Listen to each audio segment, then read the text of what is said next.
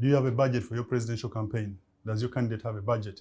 If not, you're running out of time because you need a minimum of 20 billion Ugandan shillings to run an effective presidential campaign.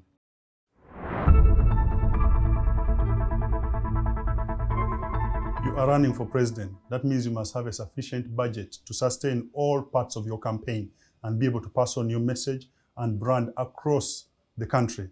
The biggest part of your budget will go on voter contact because in this election, we have 34,000 polling stations spread across 68,000 villages all over Uganda. We have 17.7 million registered voters, of whom 2.5 million are first-time voters, all of them aged between 18 and 24 years. That means your budget should be geared towards voter contact, messaging, and especially focusing on the digital space because of the nature of the election that we are running. So have enough volunteers to be on all these spaces to pass on your message, to do the door-to-door, but also to be able to deliver your flyers and all kinds of messages that you need to pass on to the people. Now, it is also very important to know that a formidable presidential candidate must have an independent tally center and a call center. The tally center helps you to verify numbers as they come in. And remember, only verify numbers, not announce the results, because that is the mandate of the Electoral Commission.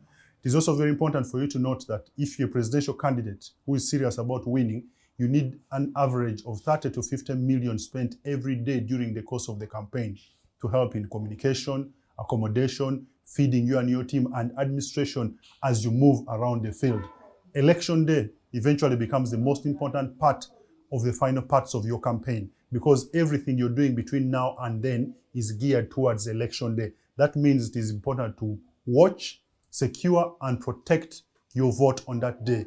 Now, you need to make sure you deploy 2 agents at each of the 34,344 polling stations and facilitate them.